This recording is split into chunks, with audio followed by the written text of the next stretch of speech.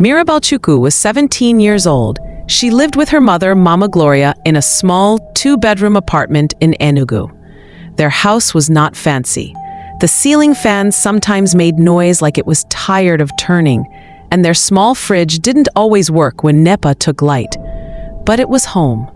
Mirabel was in SS2 and was known in school for being beautiful and brilliant.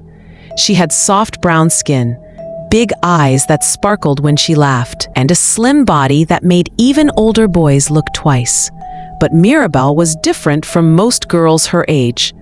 At least, that's what her mother wanted. Mama Gloria always told her, "You are my only child. You must not follow the crowd. Your education is your husband. Don't let anybody deceive you." Mirabel used to listen. She used to come home straight from school, help her mother wash bitter leaf, and do her assignments while sitting on the floor with a torchlight. On weekends, she helped her mom at the market. They didn't have much, but Mama Gloria always found a way to make her daughter feel loved. "I didn't go to school," she'd say, "but you will." But things started changing slowly. Every day on her way to school, Mirabel saw girls at the bus stop. They didn't wear uniforms like her. Their nails were long and painted red. Their phones were shiny, their wigs were long, and their clothes smelled like expensive perfume.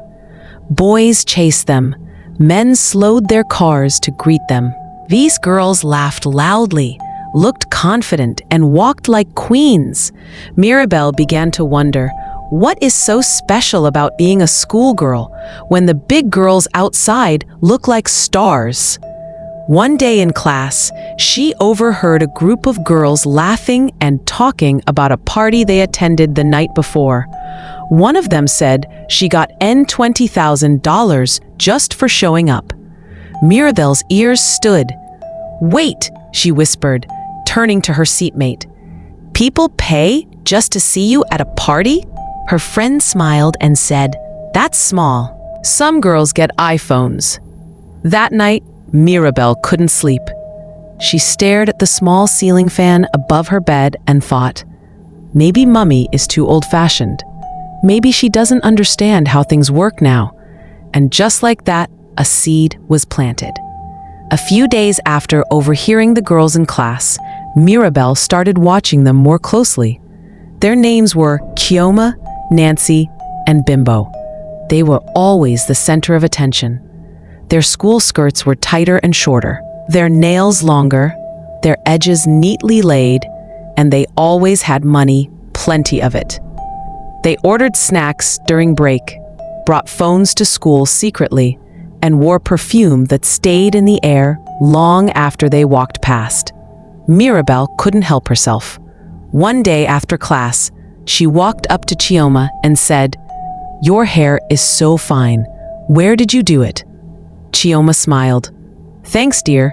I did it at a salon in New Haven. My guy paid for it." "Your guy?" Mirabel asked. Chioma laughed. Mirabel just smiled shyly. She didn't know what to say. The truth was, she had never even kissed a boy. But she didn't want them to think she was a child. That was how it started. They began inviting her to sit with them during lunch. At first, they teased her for wearing cheap shoes and for not using makeup. But over time, they offered to fix her up. Chioma brought her lip gloss. Bimbo gave her a pair of hoop earrings. Nancy even offered her one of her old wigs. "You too fine to be dulling," Nancy said. "Let's teach you how to be a real babe." Mirabel was excited. It felt like she was finally entering another world, the world of big girls. The kind of girls people notice. The kind of girls who don't have to hustle to buy Always pad or beg for airtime. That week, she used her mother's market change to buy pink nail polish. Then she lied to Mama Gloria and said she had extra lessons, just so she could follow her new friends to a party. She felt powerful, pretty, grown. But when she got home late that night, her mother was waiting at the door. The hurt in Mama Gloria's eyes was deeper than shouting. She simply said, "Mirabel, I did not raise you like this." Mirabel looked down, heart pounding. But inside, a new voice whispered, "She just doesn't understand. I'm not a child anymore." And with that, Mirabel took one more step away from her mother, and one step closer to a life she didn't fully understand. Mirabel changed quickly after that night. She started spending less time at home and more time with Chioma and the others. She stopped helping her mother in the kitchen. She began skipping homework and telling lies about staying back for group studies. But instead of books, she was learning how to pose for pictures, fix lashes, and speak with a bold voice like the big girls. One Saturday afternoon, Chioma invited her to a birthday party at a hotel in town. Mirabel told her mother she was going to her classmate's house to study. She wore one of Bimbo's tight dresses and hid it in her bag. As soon as she got out of the house, she changed in a corner shop near the bus stop. When she arrived at the party, her heart beat fast. There was loud music, flashing lights, and people drinking and dancing everywhere. Mirabel had never been in such a place before. She felt nervous, but also excited. Then she saw him, a tall man in his 30s, wearing a gold wristwatch and dark sunglasses, was leaning on a black SUV outside the hotel. He was watching her. When their eyes met, he smiled. Later, Chioma introduced him as Mr. K. Mr. K shook her hand and said, "You're very beautiful. What's your name?" Mirabel blushed. Mirabel. They talked for a few minutes. He bought her a drink and complimented her over and over. He said she didn't need to suffer in life, that he could take care of her if she was smart, that she had the kind of face men would pay anything for. Mirabel felt seen, important, desired. At the end of the night, Mr. K gave her 10,000 pesos for transport. It was the first time she had held that kind of money all at once. Her head spun. "Call me any time," he said, slipping his number into her hand. When she got home, Mama Gloria was already asleep. Mirabel tiptoed into her room and looked at herself in the mirror. Her cheeks were still glowing. Her body still smelled like perfume. She smiled and whispered to herself, "This is the life I want." She didn't know it yet, but that night was the beginning of her biggest mistake. After that night at the hotel, Mirabel and Mr. K began talking often. He would call her in the evenings, send her airtime, and sometimes send her money just for food. Within 2 weeks, she had bought a new wig and a small second-hand smartphone. Her friends were impressed. Chioma even said, "Now you're finally shining like a real babe." Mr. K told her things she had never heard before, that she was too beautiful to be wasting her time in school, that school could wait but money couldn't, that real girls don't depend on their mothers forever. Mirabel started to believe him. She stopped going to school regularly. When Mama Gloria asked, she would say the school was on break or that she was sick. She even forged a school letter once, saying they were having online revision for 2 weeks. Mama Gloria, tired and stressed from market work, didn't know what to think. But in her heart, she felt something was wrong. One morning, she sat Mirabel down. "My daughter," she said gently, holding her hand. "You've changed. You come home late. You lie. You look different. I may not have gone to university, but I know when a child is walking into trouble. Please, Mirabel, come back. Don't let this world deceive you." Mirabel pulled her hand away. "Mummy, I'm fine. You worry too much." "No," Mama Gloria said, her voice shaking. "I worry because I love you." A mother knows when her child is going astray. Mirabel stood up. "Nothing is wrong with me. Just because you didn't enjoy life doesn't mean I shouldn't."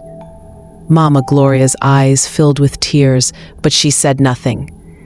Later that night, Mirabel went out again to meet Mr. K.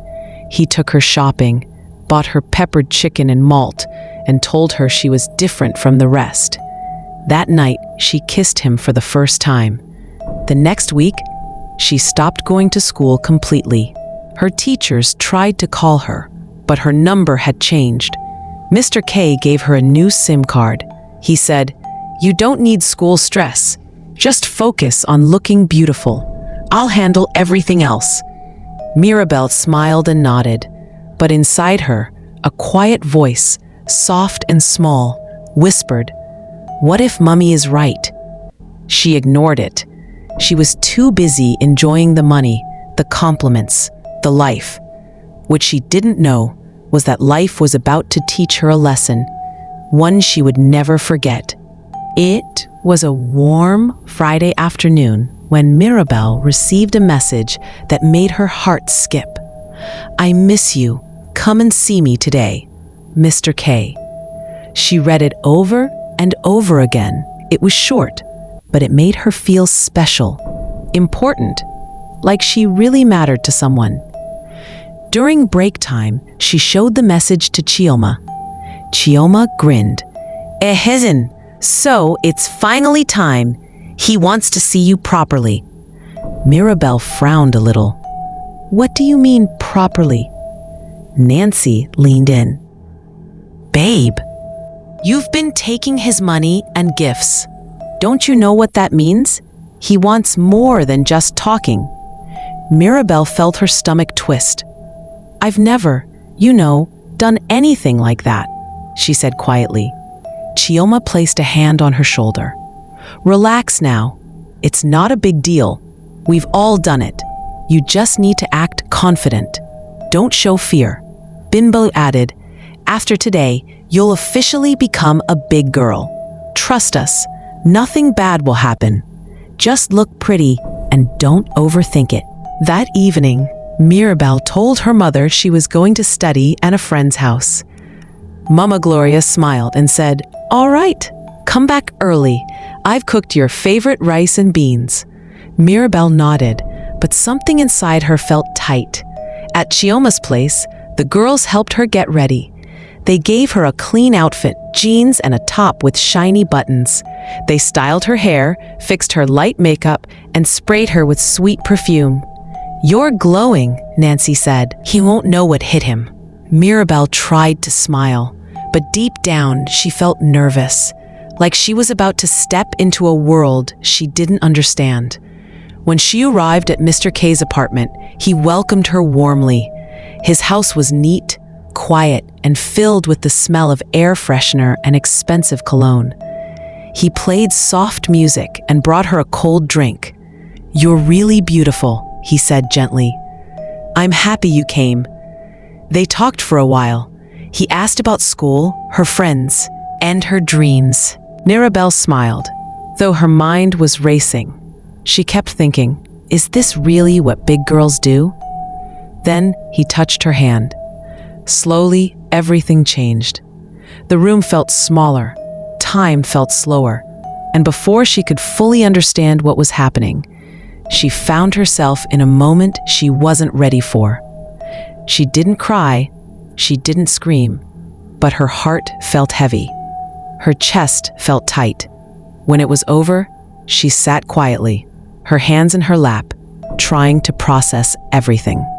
Mr. K handed her some money and said, "You're growing up fast, you'll get used to it." She nodded politely, but didn't say a word. That night, when she got home, she went straight to the bathroom. She looked at herself in the mirror. Same face, same eyes, but something felt different, like a part of her had gone quiet. She washed up quickly and went to bed. Mama Gloria knocked softly and asked if she was okay. "Yes, Mummy," she replied, "just tired." The next morning, Chioma and the girls treated her like a queen. "You did it," Chioma said excitedly. "Now you're one of us." They hugged her, cheered for her, and said she had entered the real big girls club. But Mirabel didn't feel proud. She felt empty. She smiled on the outside, but inside, she wasn't sure who she was anymore.